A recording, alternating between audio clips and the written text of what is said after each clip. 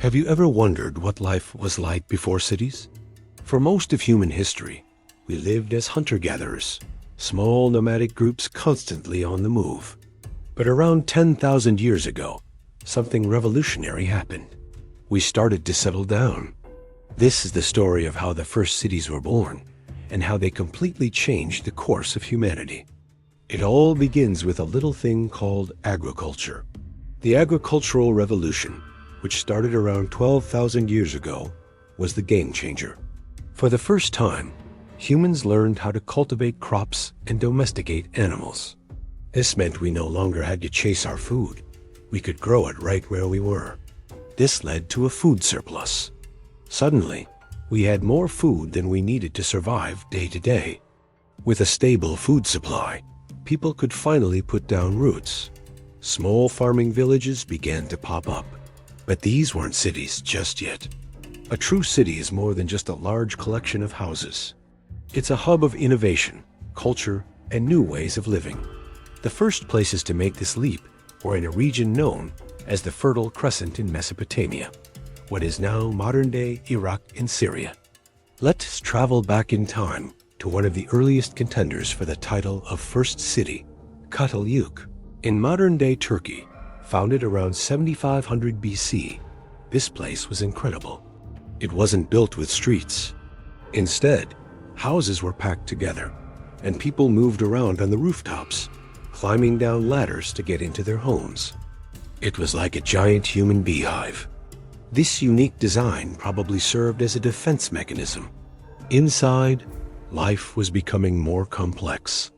Archaeologists have found beautiful wall paintings, intricate figurines, and evidence of rituals, suggesting a rich spiritual and cultural life was developing. People weren't just surviving anymore. They were creating. But the real urban explosion happened a few thousand years later in southern Mesopotamia with the Sumerians.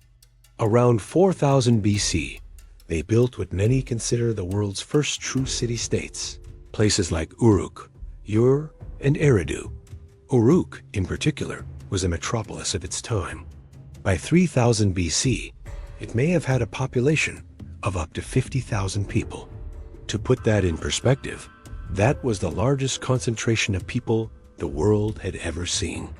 So, what made Uruk and other Sumerian cities so different? For one, they had monumental architecture. In the center of Uruk stood massive temples called ziggurats, dedicated to the city's patron gods. These weren't just places of worship.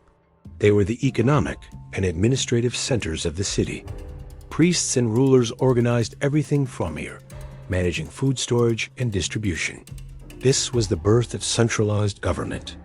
This new urban environment created a domino effect of innovation. With a food surplus, not everyone had to be a farmer. This led to the specialization of labor. People became artisans, merchants, soldiers, and priests. You could be a potter, a weaver, or a metalworker. This diversity of skills made the city a vibrant and dynamic place.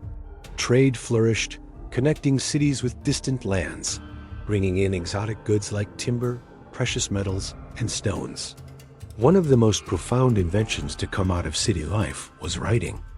How do you keep track of all that grain in the temple storehouses? How do you record trade deals and laws? The Sumerians solved this problem by inventing cuneiform, one of the earliest systems of writing. They used wedge-shaped marks pressed into clay tablets. Initially, it was for accounting, but it quickly evolved to record literature, history, and laws, like the famous Code of Hammurabi from nearby Babylon, a bit later on. Writing allowed knowledge to be passed down through generations accurately, accelerating human progress like never before. City life also fundamentally changed our social structure. In small villages, everyone was more or less equal. But in cities, hierarchies began to form. At the top were the king and the priests, who held immense power. Below them were the scribes, merchants, and artisans. And at the bottom were the farmers and laborers who formed the backbone of the city's economy. This was the beginning of social stratification, a feature of almost every society since. Living so close together, also brought new challenges. How do you deal with waste? How do you ensure everyone has clean water? How do you prevent the spread of disease? The first city dwellers had to invent solutions for urban problems we still face today, like sanitation systems and public works. They built canals for irrigation and transportation, and fortified walls for defense. City living forced us to become engineers and planners. But it wasn't just about practicalities. Cities became crucibles of culture and ideas. With so many people from different backgrounds interacting, new philosophies, artistic styles, and technologies emerged. It was in the cities that mathematics, astronomy, and medicine took their first giant leaps forward. The city was an engine of progress. Of course, the rise of cities wasn't a perfect story. It led to new forms of conflict. City-states often fought each other over land, water, and resources.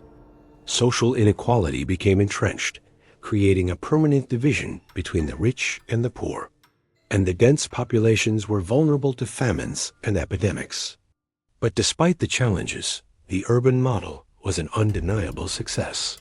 From Mesopotamia, the idea of the city spread across the globe, to Egypt along the Nile, to the Indus Valley in modern-day Pakistan and India, and to China along the Yellow River. Each civilization adapted the urban model to its own unique environment and culture, but the basic template remained: a dense center of population, specialized labor, government, and innovation. So the next time you're walking through the bustling streets of a modern city, take a moment to think about its ancient roots. The traffic, the skyscrapers, the diverse crowds, it all started thousands of years ago in the dusty plains of Mesopotamia.